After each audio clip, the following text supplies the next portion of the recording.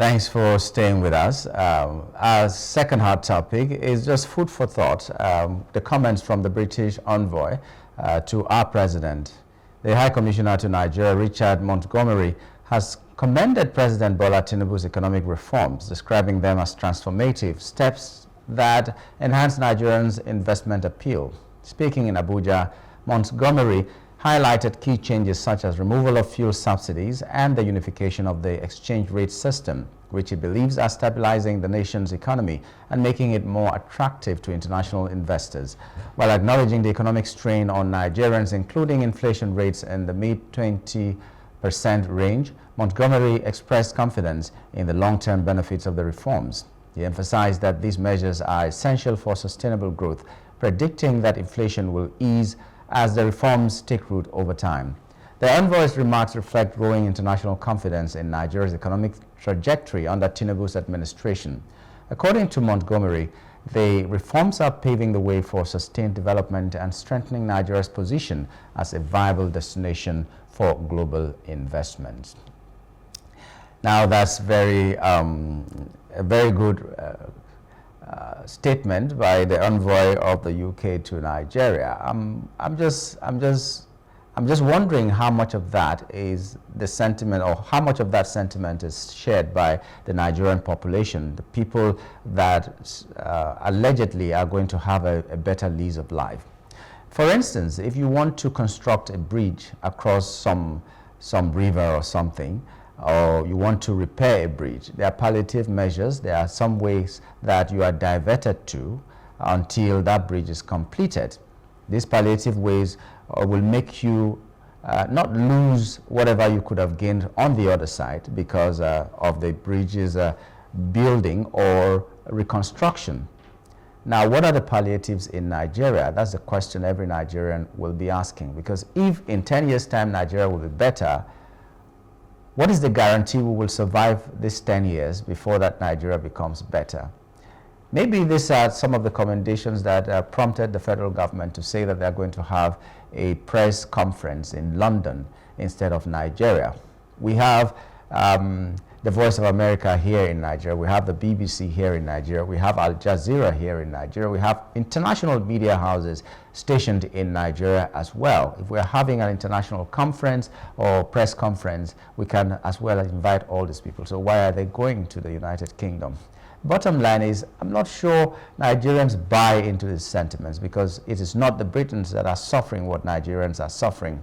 The key things that are making Nigerians suffer are the ones that have been highlighted by the UK envoy as being laudable projects that will help. Well, they could help us tomorrow, but today we're not seeing any hope of survival to that tomorrow. The dollar rate harmonization, the fuel subsidy removal, in so many other countries, when emergencies come, when the economy needs to be rejigged in some way or the other, there are palliative measures and not just rice distribution. That's not what is done in other countries. But our own, the harder the times are for us, the better the outlook globally. Now, if foreign investors are being enticed by what is happening in Nigeria, what about the local economy, local manufacturers and all that? Companies are folding up. What is being done about that? Even planting of food crops for people to consume, it's a difficult thing because you can't get inputs that are not Nigerian or that need to be imported and all that. There's a problem. So the feeding is a problem now because you cannot buy food for yourself, and so many other things are happening. So if the foreign investors are seeing potential in Nigeria, is it out of place for Nigerian investors also to see this kind of potential or to take advantage of what is happening? What is being done about the local industry, the local economy, the local manufacturers and everything that is local? It's not enough to say we're banning something, anything that is coming from outside, but what are we doing to encourage the people here in Nigeria? China locked their country, gave incentives to everybody that needed those incentives, sent almost all their children out to the US to import technology and everything, went back to their country and built their country. They had support. Now education, you have to fend for yourself.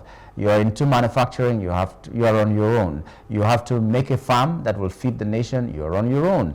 Everything that you have to do in Nigeria, just because the foreign community or the global community needs to see us as being potentially a viable country that investment can be done in.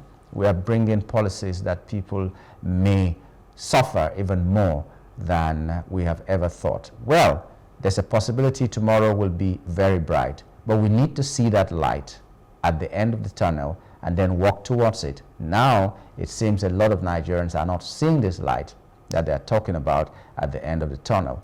So it's only God's grace that will give you that power, that strength to keep walking in that dark tunnel that you do not know if you are opening up or the tunnel opens up into the sea that you will drown in, or it opens to a planet that has no oxygen. You never know.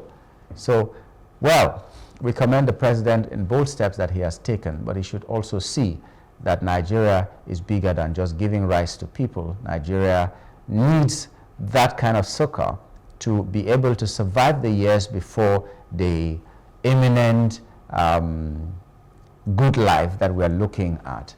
We cannot jump from less than 200 naira per liter of fuel to 1,000 naira, and then when we come back to 950 or something, people begin to clap and say that is good. We can't jump from 300 naira or 500 naira to $1 to 1,500 naira, and when it comes back to 1,400, we begin to clap. That doesn't make any sense to a lot of us. But maybe when we become politicians and we don't care about what happens to Nigerians, we'll begin to understand some of these things. Bottom line is, no matter how good your future is going to be, you need something to make you survive to get to that future. A lot of Nigerians are not seeing that survival palliative or something, whatever you want to call it. But like I said, this is food for thought. The international community is seeing potential in Nigeria and applauding the reforms in Nigeria, but it's left for us Nigerians to also see that as well and have the strength to carry on. Well, we wish you a wonderful mid-month. Today is 15th of May, and we're hoping that you'll rejoin us for the breakfast tomorrow again. My name is Nyangul Agaji. Have a lovely day.